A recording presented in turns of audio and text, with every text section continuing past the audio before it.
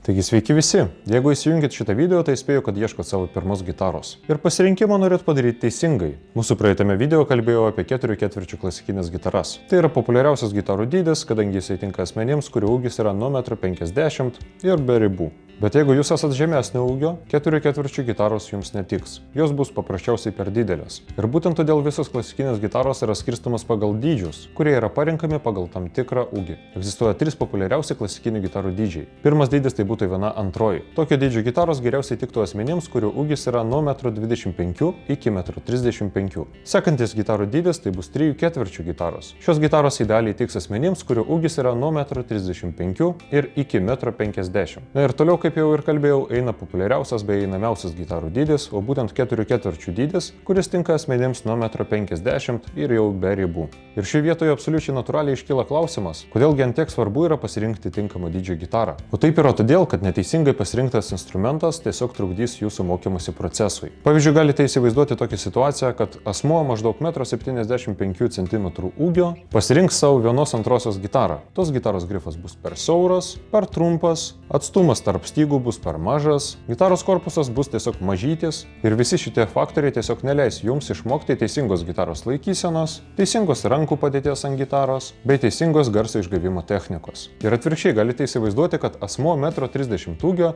pasirenka 4/4 klasikinę gitarą. Ir savaime aišku, kad ta gitara bus ženkliai per didelė. Grifas bus per platus, tarpai tarp stygų bus per dideli, grifas bus per ilgas, gitaros korpusas bus tiesiog griozdiškas ir visi šitie faktoriai tiesiog trukdys mokytis. Ir šioje vietoje iškyla jau kitas klausimas. Kamgi visko to reikia, kai gitarą galima pasirinkti teisingai? Ir šiandien noriu jums parodyti tą gitarą, nuo kurios savo kelią muzikoje pradėjo šimtai jaunų gitaristų. O būtent tai yra Condorwood C34 gitaros modelis.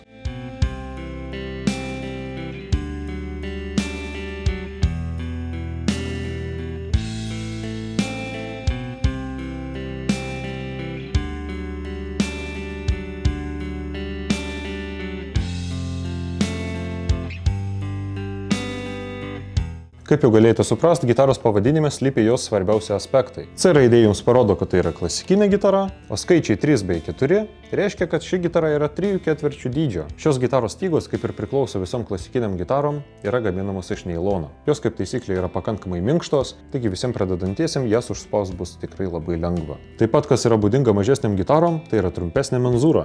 Menzūra tai yra atstumas nuo apatinio iki viršutinio kauliuko. Ir nuo menzūros ilgio priklauso stygų tempimo jėga. Ant 3/4 gitarų menzūra yra sutrumpinta. Dėl to stygų tempimas taip pat bus mažesnis. Ir tas taip pat papildomai priduos komforto mokantis. Condorwood C34 modelio gitaros nėra gaminamos iš medienos masyvo. Šių gitarų medžiaga tai tarpusavį klijuotas laminatas. Ir visiems pradedantiesiems, be jokių abejonių, tai yra labai didelis pliusas. Kadangi būtent dėl to, kad šita gitara nėra gaminama iš natūralios medienos, ji tiesiog nereikalaus daug priežiūros. O būtent jai nereikia kietų dėklų, atskirų drėkiklių, ją galite tiesiog visą laiką laikyti kažkur po ranka ir bet kurį momentą ją pasigriebti ir tiesiog pagrot. Ko negalėtumėt padaryti su gitara, kuri būtų pagaminta iš medienos masyvo, kadangi tą gitarą visą laiką reikėtų laikyti dėklę kartu su drėkikliu. Trečias nemažiau svarbus dalykas yra šios gitaros suktukai. Ant šių gitarų galite pamatyti tikrai puikiai veikiančius atviro tipo klasikinio stiliaus suktukus. Gitaros grifas bus pagamintas iš raudonmedžio, apatinis bei viršutinis kauliukas bus pagamintas iš ABS plastiko.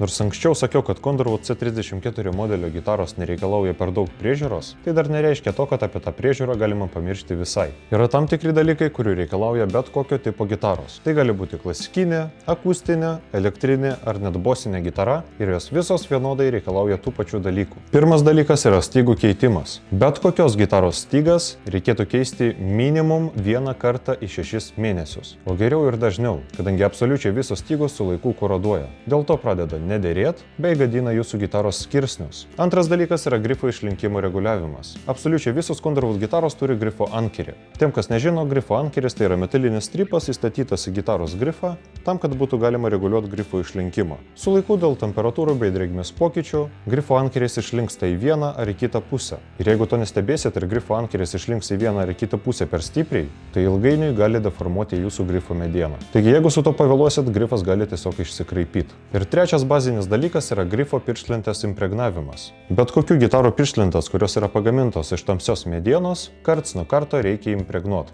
Tam yra parduodami specialūs impregnantai. Jeigu to nedarysit, jūsų pirštlentė paprasčiausiai sudžius, skirsniai iššoks į viršų ir stygos pradės barškėti arba netgi ir neskambėti tam tikrose skirsniuose. Taigi apie visus šitus dalykus aš jums siūlyčiau nepamiršti. O jeigu patys nežinot, kaip visą šitą daryti, galite kreiptis į mus ir mes mielai jums su visko padėsime. Taip pat norėčiau papasakoti apie gitaros paruošimą grojimui. Absoliučiai visos gitaros, kurias galite matyti muzikos prekių parduotuvėse, dažniausiai nėra pilnai paruoštos grojimui, kadangi jos paprasčiausiai yra suderinamos taip, kad jas būtų saugu transportuoti, bet tas nepriduoda patogumo grojimui. Ir būtent todėl nusprendėm, kad įsigydami gitarą pas mus, galėsite pasirinkti ir gitaros paruošimą. O būtent galėsite pasirinkti gitaros paruošimą lengvesniam grojimui, ką aš asmeniškai siūlyčiau labiausiai, bei tiem, kas tikrai žino, ko nori, galite pasirinkti individualų gitaros paruošimą. O būtent galėsite parašyti visą savo pastabas meistrui ir viską padarysime pagal jūsų poreikius bei reikalavimus. Na, bet manau, kad gana yra kalbėti, gitaroje svarbiausia yra jos skambesys. Taigi dabar siūlau jums visiems patogiai įsitaisyti bei pasiklausyti, kaip šita gitara skamba.